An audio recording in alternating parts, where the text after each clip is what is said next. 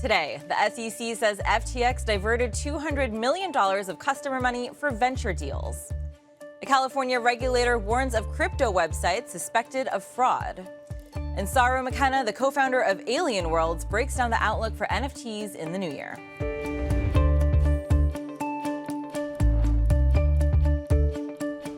Welcome to CNBC's Crypto World. I'm Tanea McKeel. The major cryptocurrencies were flat today as Solana tokens continued their steep slide. As of noon Eastern, Bitcoin rose slightly but stayed below the $17,000 mark. Ether rose by 0.5%, hovering around $1,200. Solana, however, tanked, trading by around $9. Okay, let's talk about the top stories. First, Sam Bankman-Fried and the now bankrupt crypto exchange he founded made two $100 million venture investments using customer funds through an FTX subsidiary.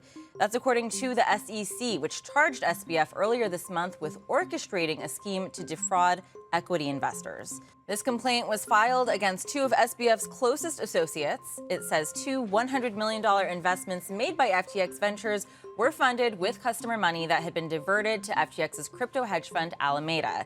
It does not mention the companies. However, the deals the regulator appears to have referenced include a $100 million investment by FTX in Dave, a fintech company that had gone public earlier this year through a SPAC. The other deal was an investment of the same amount in September for Miston Labs, a Web3 company. While FTX Ventures has done dozens of transactions, the Miston Labs and Dave investments were the only two of $100 million disclosed. That's based on both data from PitchBook and documents published by the Financial Times. Dave CEO Jason Wilk told CNBC that FTX's investments in his company are scheduled to be repaid with interest by 2026. He added that Dave had, quote, no knowledge of FTX or Alameda using customer assets to make investments. Miston Labs declined to comment. The deals raised questions about potential clawbacks for FTX bankruptcy attorneys and individual clients. Next, Alameda Research liquidated its Ethereum-based token holding for Bitcoin yesterday. That's according to on-chain data cited by Arkham, which suggested that the tokens from Alameda-linked wallets were sold over the course of several hours, reaching a total of $1.7 million. In a series of tweets, Arkham noted that the wallets had been inactive for multiple weeks before yesterday's moves. In another tweet, the crypto research firm wrote, Arkham can count at least 30 known Alameda addresses that were active sending funds in the past 24 hours.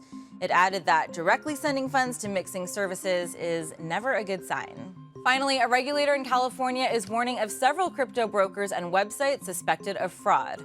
Over the course of 2 days, the California Department of Financial Protection and Innovation posted more than 15 consumer alerts, stating that the companies appear to be engaged in fraud against consumers. The department cited complaints from California residents regarding crypto investments. The warnings include a site posing as the decentralized crypto exchange Uniswap. The department usually posts warnings like this sporadically. The last time it warned of this many schemes all at once was on June 15th, when about 25 crypto websites and scams were called out. All right, on to our main story. NFT trading volumes were hit just as hard this year as cryptocurrencies. But what's next for the technology as we head into 2023? Crypto World's Jordan Smith spoke to Saro McKenna, the co-founder of the NFT metaverse Alien Worlds, to find out. So let's start with a recap of 2022. What did adoption of NFTs look like in the past year, and how did sentiment for investors evolve as the market evolved this year? Yeah, so 2021 was really the year that NFTs hit the mainstream. And, you might hear about NFTs just in general conversation. But 2022 was when that all began to achieve a greater scale. So we saw some big behemoths projects emerge, especially on Ethereum. So Bored Apes, Mutant Apes, CryptoPunks, So Rare, and other really large NFT projects where, values were reaching really high levels, and a lot of transactional volumes were occurring. That all, of course, unfortunately began to taper off once the FTX crisis emerged in the last few weeks, especially Solana being hit by that crisis. One of the things that I think will be really critical to watch in 2023 and to understand about how NFTs have sort of evolved in the last couple of years of them being so significant within crypto is this kind of bifurcation of the whole concept of NFTs into utility NFTs and largely collectibles NFTs. If the largest NFT projects in the world by kind of dollar value still remain the CryptoPunks and the Bored Apes and the So Rares and so on, actually the largest NFT projects by number of owners are blockchain games. So the largest in the world by number of NFT owners is Axie Infinity, and the second largest by number of NFT owners in the world is Alien Worlds, which is my project. If you need those NFTs to then play the game, then of course you can see why there's a lot of ownership. People are also buying and selling those NFTs in order to advance a certain strategy, but they're much lower dollar amounts or dollar values of those NFTs, because the speculative value is not the primary driver of why people own the NFTs. They're actually using them for something that they're playing with in this case. So blockchain gaming has been a real breakout story in the utility NFT sort of development that's occurred in 2022. Many people expect that to continue and in fact to gain pace. There's been a lot of VC money that's gone into blockchain gaming. Those projects have been very resilient through the downturn. And certainly from an NFT perspective, they represent the sort of the vanguard of where utility NFTs are being used in actual decentralized applications or dApps. Let's turn to the outlook for 2023 a little bit. And we can start specifically with your business. I mean, you mentioned how popular blockchain gaming is and how diverse the type of investor or player or however you think of these users and customers as being. What's your sort of outlook for your business and for these types of players in 2023?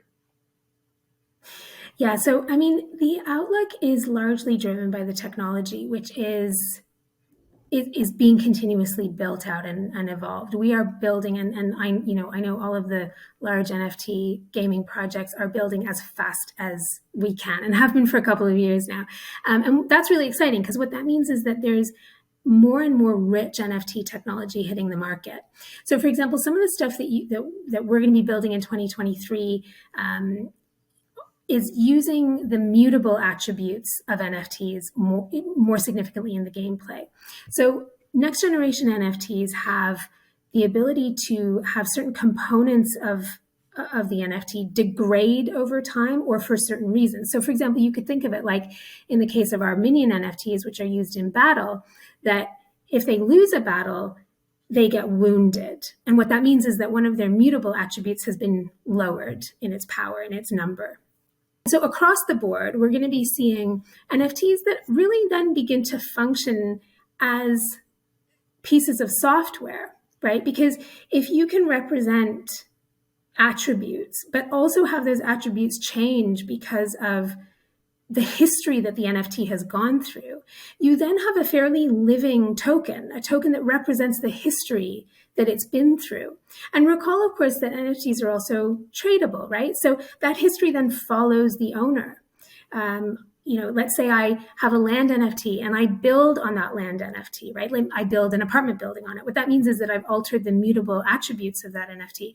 Well, then that NFT, when I go to sell it, is going to have more value, right? It's like in Monopoly, when you build a hotel on one of the pieces, that you can then make more money out of it. So what's happening is that NFT technology is becoming more sophisticated. It's actually been sophisticated like this for some time, but it's taken a while for us as the developers of large applications to actually bring products to market that really use these features. And as I mentioned, in the case of some of the blockchains, they've actually had to back that newer technology into their existing standards. And so we are now seeing NFTs that are much more alive, much more sophisticated, and that basically carry computing power within them. Yeah, you mentioned so many use cases that I think maybe the people at home having a conversation about NFTs aren't really thinking about, especially if they're trying to explain it to someone who hasn't used the technology before.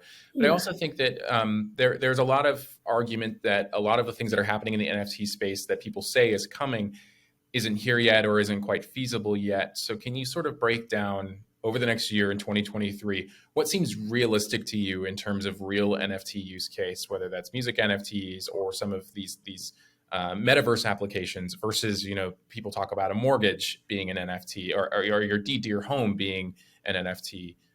Talk about what's realistic in the next year. That's a really good point, actually.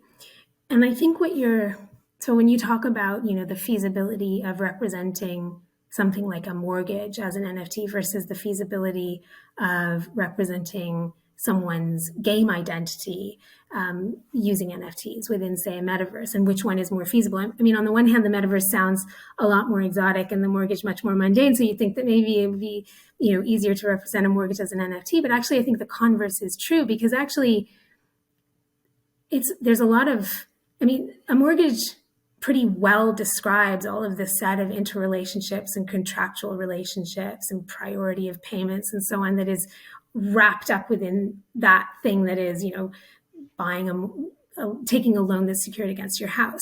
So there's a lot that the NFT has to replicate if it's going to start to do things that are actually pretty well done by the real world already.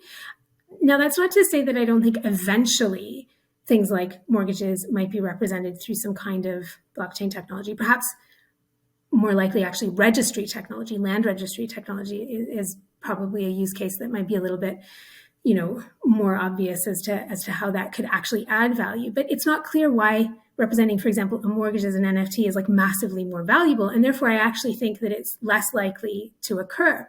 Whereas, or at least quickly to occur in 2023. Whereas when we look at somebody playing a blockchain game, for example, and having an identity within a community and using an NFT as a voting instrument, that's happening today in Alien Worlds. That's happening today in a number of blockchain projects. When we think about then representing as NFTs the things that person has done in that community and things of value within that community, there's no real way to replicate that in the real world. And it's not replacing something in the real world. It's, in a sense, leapfrogging over the real world, and it's providing something brand new to that person. And so I think actually that's a pretty good use case for blockchain technology. It's not immediately setting out to replace something that's already done, pretty well through law and contract already. It's just creating something brand new that could really only happen because of blockchain technology. Okay, that's all for Crypto World today, but we'll be back again tomorrow, so we'll see you then.